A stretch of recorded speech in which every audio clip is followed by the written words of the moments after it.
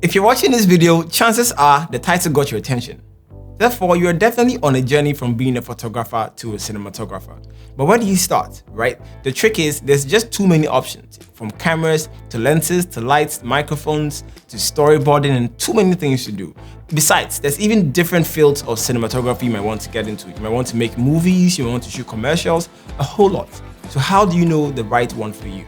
In this scenario, I'm going to use myself as a case study, how I transitioned from a photographer to a cinematographer. And that's what this video is all about. Before that, I'm sure most of you knew that I was also a graphic designer. So you can click up here to watch the video I made on my 5-year journey of being a graphic designer. And then we can go on. So let's get forward to a brand new video about transitioning from a photographer to a cinematographer. Let's roll.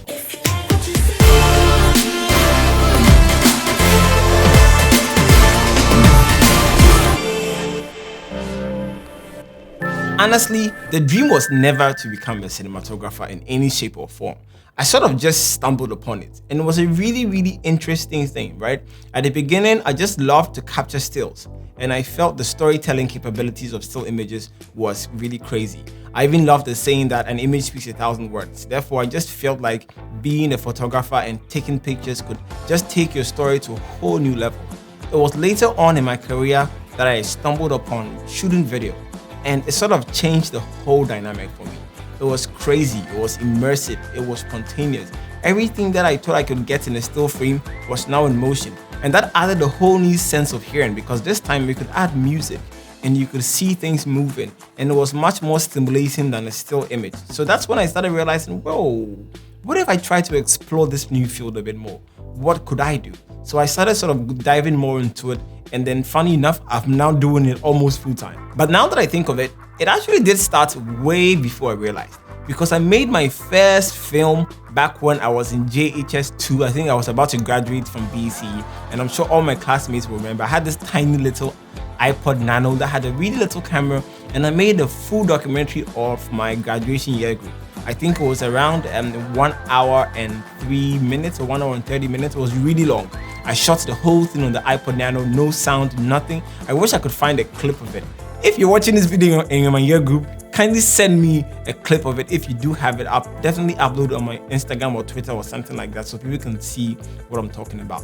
But that's what happened, right? I made a full video, I burned it onto a CD. Yeah, back time CDs were a thing. So I sort of put it on a CD and I sold it for 5 CDs. I sold about 300 copies. I made a lot of money back then for that. And then going on, I made another video on an iPhone 4G to apply for a scholarship to a school called Parsons in New York. I did get the admission. I think I got about $33,000 in grand prize, but I guess I couldn't go because I was too broke to afford the rest, because that school's hella expensive. But then yeah, that's what happened. So I made a second video then, and then now I make videos almost every day. So I think that's what happened, right? Looking back, I never really thought I was going to do it full time, but there was a hidden interest, especially because I loved watching movies and animations when I was growing up. So I think that sort of became a foundation subconsciously, and it really made my transition much easier than I thought it would be. You know, most of the time, before you move into any new field, you usually just get some type of training, right, about what you're going into.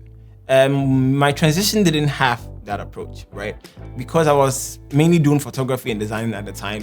When I moved into making videos, it was just sort of, I was just winging it at the start. I just did everything that I thought I could do, and I was just learning along the way. So I'm still learning along the way, and I think that is one of the qualities that I have that I feel makes it easy for me to sort of learn any new thing, because I sort of just jump and build my wings on the way down.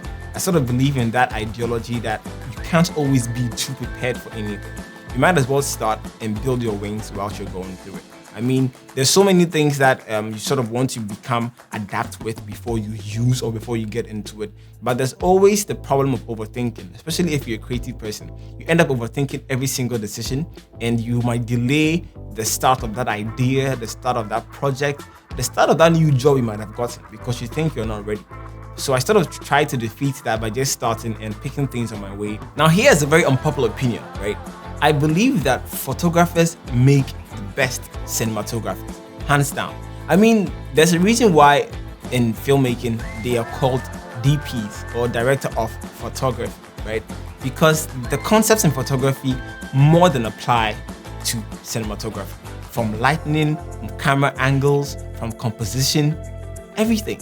You sort of pick it up from photography and then you apply it to your cinema work, and it works perfectly.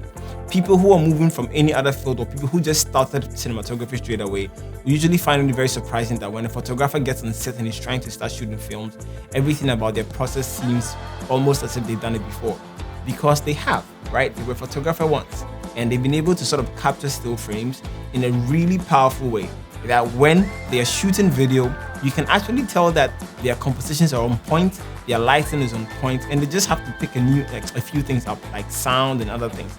But the core concept, right? The core concept of getting your camera angles right, getting your compositions right, lighting right, and even the amount of attention photographers will pay to the physical looks of the person they're shooting, be it a model or somebody they're interviewing. They always make sure that they're sitting properly, their makeup is looking good, everything on them is looking quite nice, right? That is some of the perks that you have. And that's some of the perks that I had that made it sort of easy for me to transition to becoming sort of a videographer. So that's my unpopular opinion. If you're a photographer, you most likely have a better chance of being a cinematographer than somebody who just wants to jump into video straight away. That's just what I think. If you want to argue, put it in the description and let's see why. Put it in the comments and let's see if what I'm saying is wrong or not. Look into your life. Find anybody who was a photographer and has transitioned to make video and tell me they're not doing good work. Just try. Now, the next thing to focus on will probably be the storytelling, right? That is something that's a bit different from photography, because from photography, I always have a feeling that people kind of push it in a way. You can have a picture that's almost abstract and would have a huge paragraph of story behind it. Sometimes it works. Sometimes it's just BS, to be honest. But in video, that's not always the case. You can push an abstract idea in a way you want it to go, but you most likely have to make it very coherent. It has to match with the characters in the film, with the music in the film, with the concept, the storyboarding, the colors, everything will have to tie into that one idea you're trying to portray. So the approach in storytelling in videography or cinematography is very different from photography. That is very still. This has a lot of motion. So you have to pay attention to even how the characters are moving and how they're speaking, the kind of music in the background. All these things will contribute to the storytelling, right? And again, if you're a photographer, you already have some groundwork on the storytelling, and you can just migrate that into your cinema world by just adding a few bit more. Just think of it as this time your pictures are in motion, and how can you translate that story or that concept to something that is in motion? Or how can you rather go in and explain it more, add a backstory, add the ending, add a middle, add a climax, right? Give the character some type of challenge to go over. All these things are things that photographers usually benefit from, that other people who are jumping straight into cinema wouldn't know first, right? They will have to learn all that. So that's another learning curve. And the next thing to talk about is the financial benefit, right? When you're transitioning from a photographer to a videographer, one thing you'd easily realize is your rate card will just go up, because most of the time, your basic or your average videographer will charge maybe twice as more as your average photographer will charge, because there's so many moving parts in video that it just makes sense that it will cost a bit extra. But if you're not careful, you might end up putting all that extra money into extra equipment, because unlike the photographer, you wouldn't need certain things like microphones and maybe getting storyboard done and all that. You sort of have to just start buying new equipment, especially continuous light. Most photographers wouldn't need continuous lights, but when you're a video guy, you have to get continuous lights, and these things can get really expensive. Something as bright as just 60 watts could cost you anywhere from $200 plus, and it gets crazy because sometimes you might need 2, 3, 4, 5 of these lights on a single set. Right now I'm shooting with 1, 2, 3, and there's one down there. That's like 4 lights right now that you're seeing for just this one video. I could go even more, and it quickly gets very expensive. These are some of the things that your average photographer wouldn't have to go through. One other thing that you experience in doing video that you might not really experience by doing photography, you do experience it, but it's really exaggerated when you're doing video, is the emotional response you get from your clients at the end of the day. Most of the time when I was doing photography, a lot of people could tell me they really loved the images, they could connect to it, it had moved them emotionally to a certain extent. But I never really, well, maybe I wasn't lucky enough, but I was never really able to create that one photo that moved someone to tears. But since I transitioned to video, I think I've done that at least 6 times right now. Yesterday, a similar example happened where I finished a cancer project for a client, and she told me that watching the video just brought her to tears. Maybe I might link that video when it's sort of cleared for public viewing. But she watched the video and she cried to the video. And this isn't the first time that has happened. I think because there's a lot of senses that are engaged when you're watching a video, the probability that somebody might get moved even to tears is really high in video done in photography. And to me, that is very satisfactory that people get to watch something that I've created. Maybe it's their own story that I'm telling it through my eyes, and they actually get so emotional that they cry. For me, that is so worth it. Like, even if I wasn't getting paid and I know I've been able to move someone to tears, I find that super, super, super, super amazing and super humbling. It makes me sort of feel like I've done more than I was paid to do, because I always try to put a bit of my soul in every single work I do. So when I get that kind of feedback, it always feels like, wow, it's worth it. So that could be one reason why you might want to switch, I guess. If you're an emotional person and you find those things really valuable, I mean, there's more chances that it would happen to you making videos than it will happen to you shooting photos.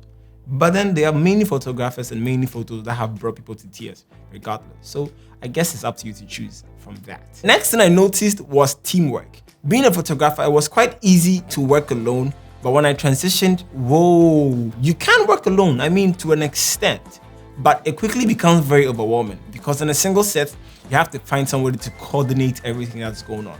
Someone like a best boy or a runner to get batteries and plugs and lights and water for the crew and all that, right? The next thing, you might have somebody who will definitely be on lights alone, on sound alone, 2 camera operators or 3 camera operators. For sometimes you're doing an interview or you're shooting on a set and there are 3 or 4 cameras shooting at the same time. Now you can't man all the 4 cameras, so you need different people to be there. Then you will be on the master camera, right? You as a director or as a producer will probably be on the master camera. Sometimes you're not even touching the cameras at all. You're just sort of speaking to the client, especially in the case of an interview or a documentary. You'll be sort of into the storytelling process or the interviewing process that you have to forget about the cameras, the sound, the light, everything in the hands of your crew.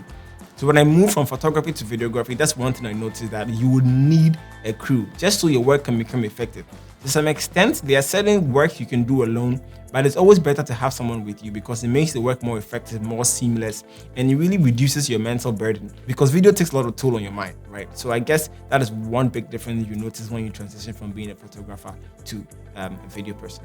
Well, it's not all that great. I'm making it sound like it's a really fun journey when you're transitioning from a photographer to a video guy, right? It makes a lot of sense. It's fun, it's exciting, it's thrilling, it's really thrilling.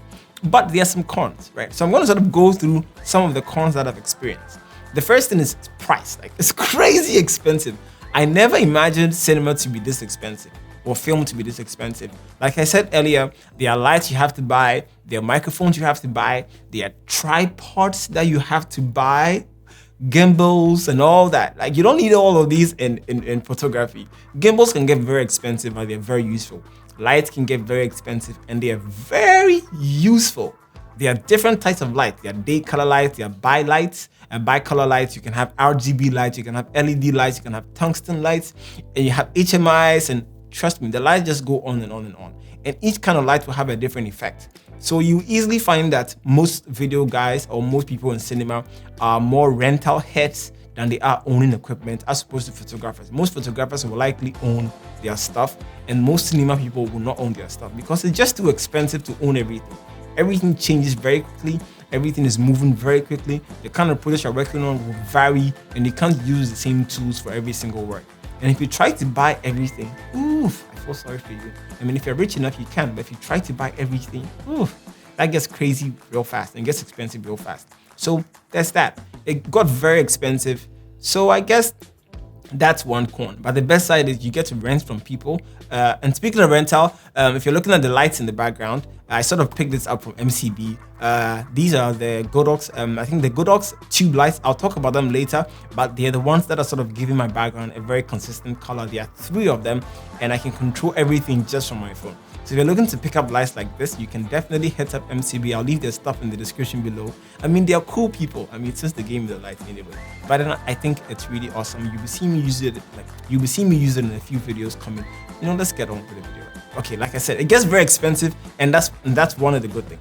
Cameras are expensive for video, because you're looking at things like shooting in 4K, shooting in 8K, shooting in 6K. You're looking at things like shooting in 10-bit, shooting in 8-bit, shooting in 10-bit 422, 10-bit 420. These are all of the things that you wouldn't consider when you're buying a camera for photography. But in videography, it becomes very serious. When it comes to lenses, you're looking at parafocus lenses because you might need something like that. You're looking like cinema lenses that will not shoot in f-stop, but will shoot in t-stops. Like, all these things are little things that I didn't know because I was coming from photography.